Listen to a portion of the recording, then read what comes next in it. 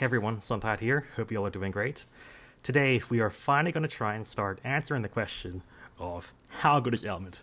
How does Element work? And is it really, really important to your damage numbers in Monster Hunter Wilds? So the short answer is yes, absolutely. No matter what weapon you use, whether you use a greatsword or the dual blades, matching the element weakness of a monster with the element of your weapon will substantially improve the damage numbers that you're dealing. To actually establish why that is, though, we're going to have to start talking about two things today. We'll start talking about the damage calculation in the Monster Hunter games, and from that, we'll start talking about how you can actually estimate your element damage numbers. Later on, in the next couple of videos, we'll start talking about which skills are good to increase the damage numbers, once we figure out how to actually establish it. And then we'll start talking about good element builds and when we use them. But today, we'll mostly be talking about the damage calculation and how we can figure out how much element damage we're actually going to be doing. Okay? Ready to go. Let's do this. So, before we get to elements, we'll start briefly talking about raw, because I think that's a bit more easier to understand, and the formulae are going to be very, very, very similar. Okay? So we would say that raw damage is going to be affected by 5 main things. Okay? So, 1 is going to be raw. That's going to be your attack stat. So if you pause the game, you'll see your attack stat, which right now for me is 108. You'll also have a sharpness modifier, which is a number that's affected by the color of your weapon sharpness. So right now my sharpness is green, so my sharpness modifier is 1.05. I will maybe put the sharpness modifier numbers on screen right now. The next thing is effective critical multiplier. So that is more or less a result of our critical hit rate and any levels of critical hit boost we have. So if you have 0 affinity, your effective critical multiplier, you aren't going to increase your damage from landing a critical hit if you never land critical hits. So the effective critical multiplier is 1. If you always land a critical hit, and you have no levels of critical boost, normally when you land a crit, you get a 25% damage multiplier, so the effective critical multiplier is 1.25. It can go up to 1.4 if you have 100% affinity and max levels of crit boost. So there's that. And then there are 2 more things which we haven't yet spoken about yet on this channel, I believe. So one is called the hit zone value. So the hit zone value is how hard or soft the monster's part is. So what I mean by that is right now, if I stab the side of this monster, I do 16.3 damage, 16.3 damage, always going to 16.3 damage, very consistent. But if I attack the back of this monster, or this training dummy, I do 4.1 damage. So the back of this monster is much harder. It has what we would call a lower hit zone value. The hit zone value is basically the monster's defense stat, if that makes any sense. Okay, so there's that. And the last thing in the formula is the motion value. That is basically how strong our attack is. So if I stab the side of the monster, I do 16.3 damage. If I do a stronger attack, like the overhead slash, I do 21.8 damage. So the motion value is how strong our attack is. Now the thing is that with these 5 things, only 3 of them are affected by builds, only those first 3. So we can change our weapon or change our armor to increase our raw, to increase our sharpness modifier, to increase our effective critical modifier, but changing a build will never change the hit zone value or the motion value. Those things are changed by how you play the game, by skill, by stuff like that. If you're better at hitting a monster's weak parts, your effective hit zone value will go up. If you're better at landing attacks, landing really hard and good and strong attacks, then the effective motion value will go up. But when we're building sets, that means we usually ignore those last 2. At least when we're talking purely about raw damage. So basically what that means, mathematically, if you could say anything, is that we define something we call effective raw, which is the raw times the sharpness modifier times the effective critical multiplier, and we say that if we maximize effective raw, we maximize damage. We leave the hit zone value and the motion value up to the player to get better at the game and increase those on their own. We optimize effective raw, which is raw times sharpness modifier times the effective critical multiplier. Okay, so that is raw, but element is actually very similar. So for raw, we have, again, hit zone values, motion values, raw, sharpness modifier, and effective critical multiplier. For element, we have something that's analogous in every situation. So instead of hit zone value, we have an elemental hit zone value, which is the same thing. It's the monster's resistances to an element. And so the motion value, we have what we would call an element modifier. Classically, in most Monster Hunter games, this is almost always 1. But in Wilds, a lot of different attacks have a lot of different element modifiers. But usually, the element modifier isn't going to change very much from attack to attack. So while your raw attacks can have really strong hits and really weak hits, element modifiers are usually very consistent along all the weapons attacks.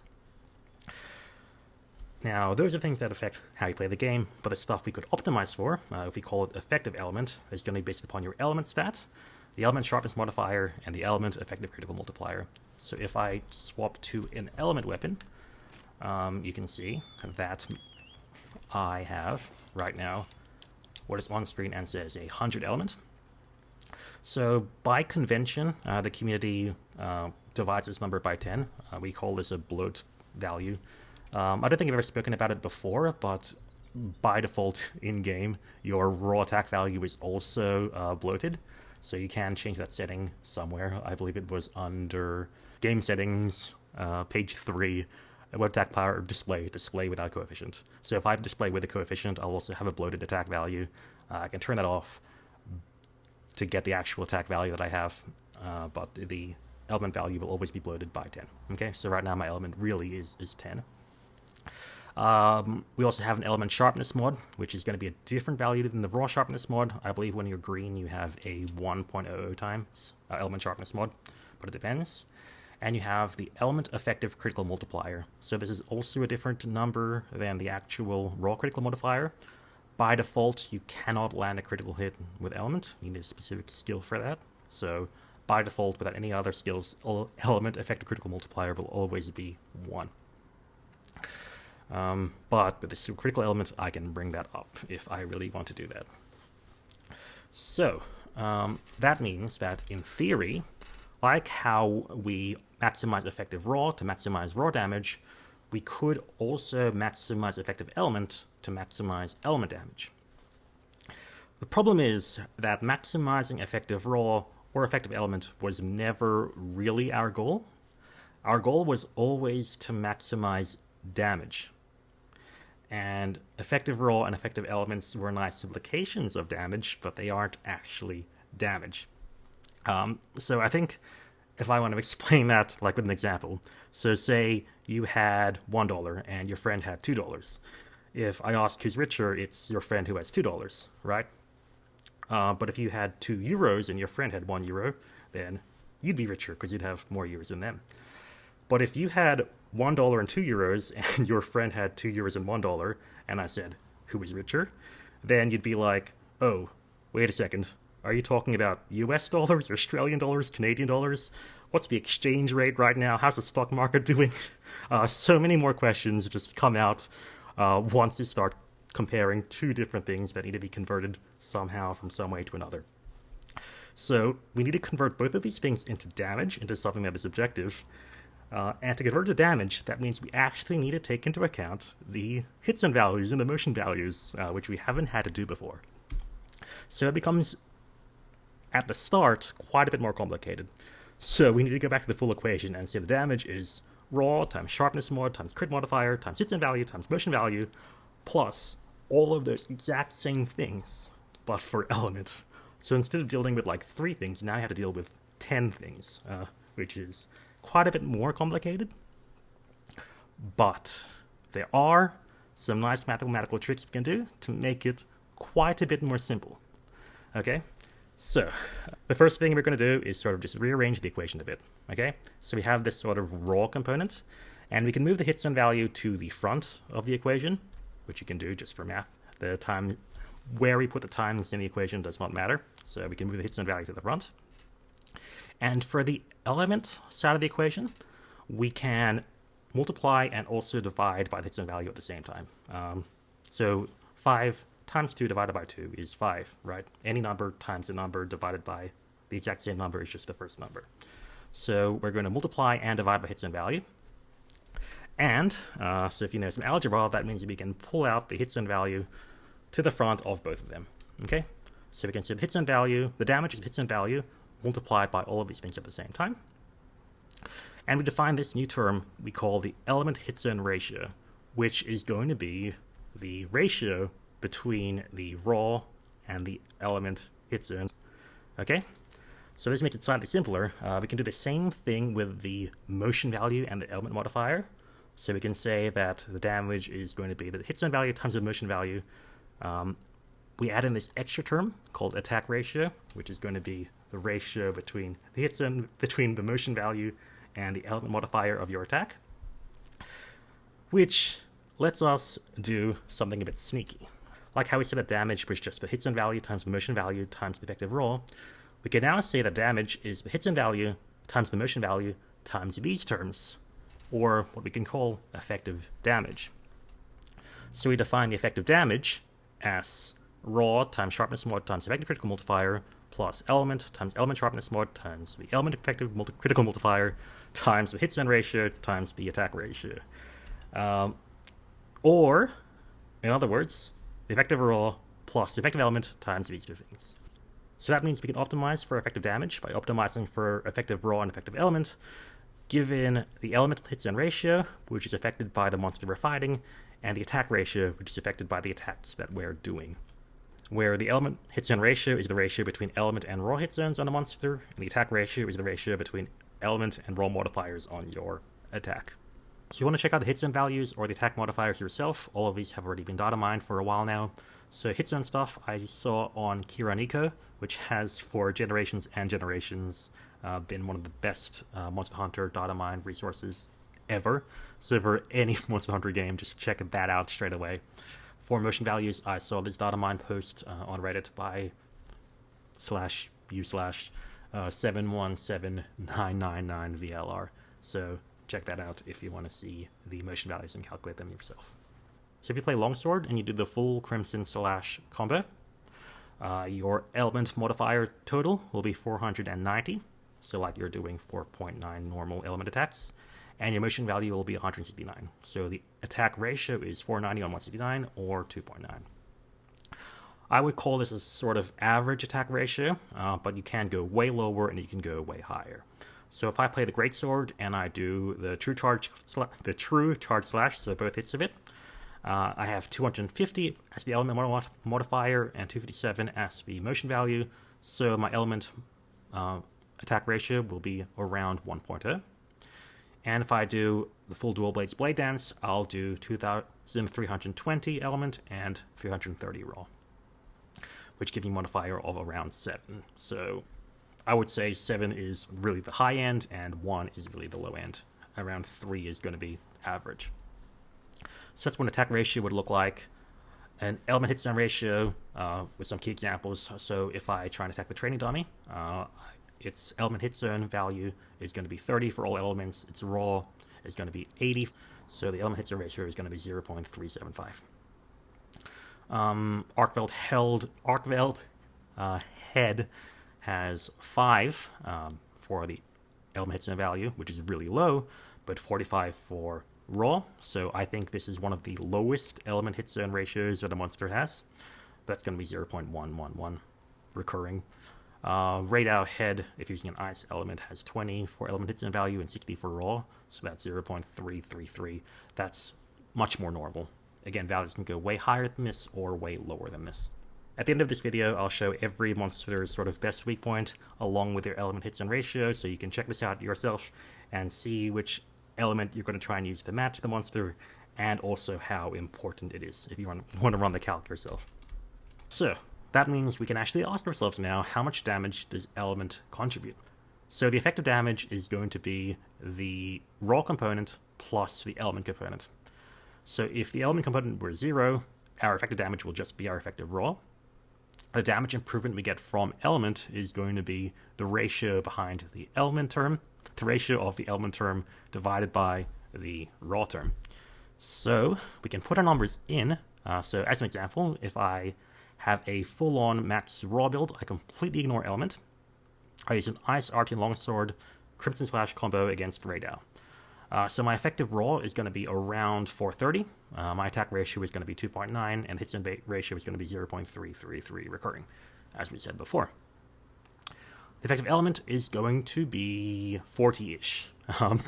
It's 40-ish, so I would get 30 from the weapon, 5 from burst 1, because burst 1 is also optimal for raw damage.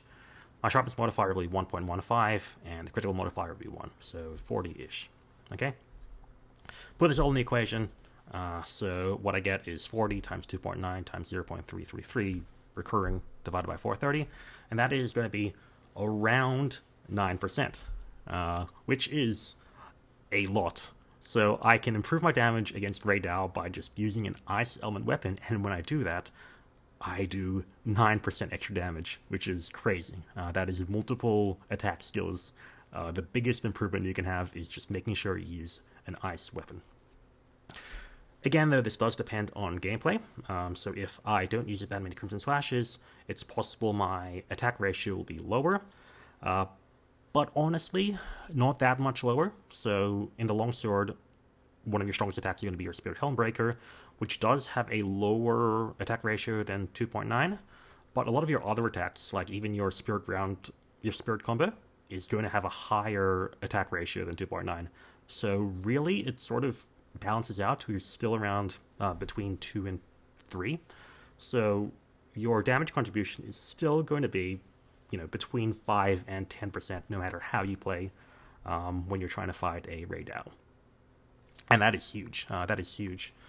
To be fair, though, Ray Dow does have a decently high normal hit zone ratio against something with a really low hit zone ratio like Arcveld. So the attack ratio is going to be the same. The hit zone ratio is 0.111, which means my improvement is going to be 3%, which is still a lot. Like, that's still quite a few other skill points. To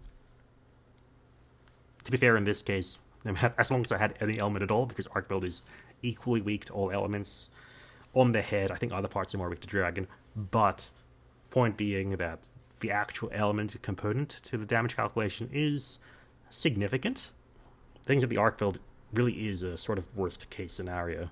Most monsters have a really good part that has a hit zone ratio of at least 0.3, which means that matching elements really gives you like a 10% damage boost with a fully raw maxed out Arcane weapon.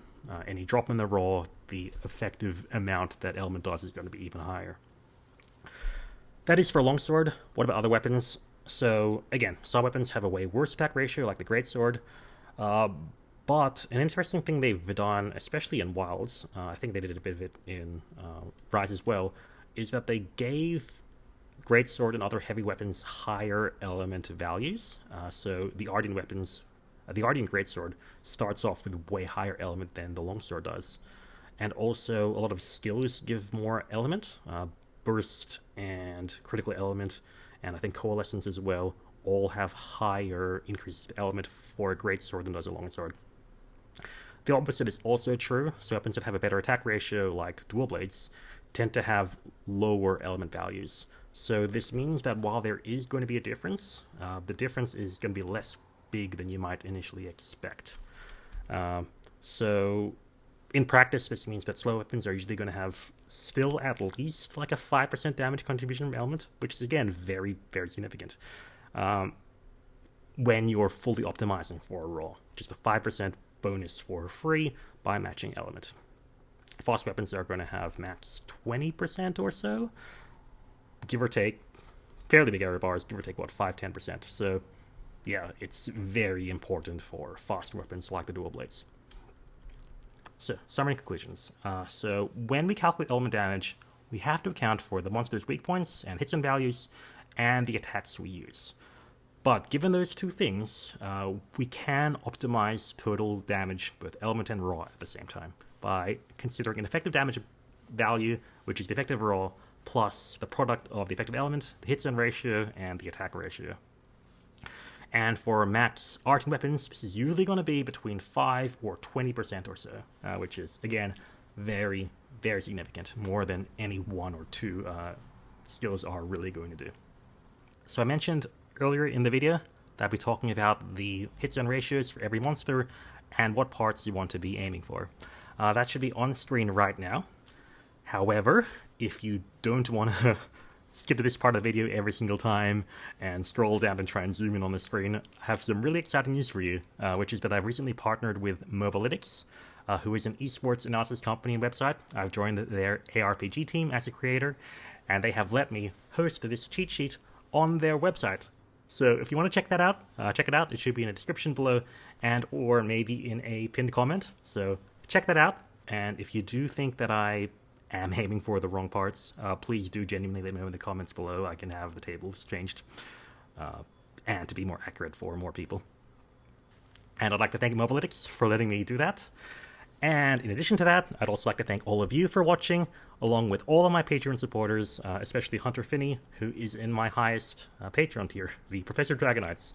So if you want to be a Professor Dragonite, or a Master Dragonair, or Diploma Dratini, as I think my Patreon supporters are called, please sign up to my Patreon, and you can join these people as well. But as always, I'd like to thank all of you for watching. My last videos have been doing really, really well, especially my last video, which was basically just a Python tutorial. I am very grateful and happy that all of you enjoyed that.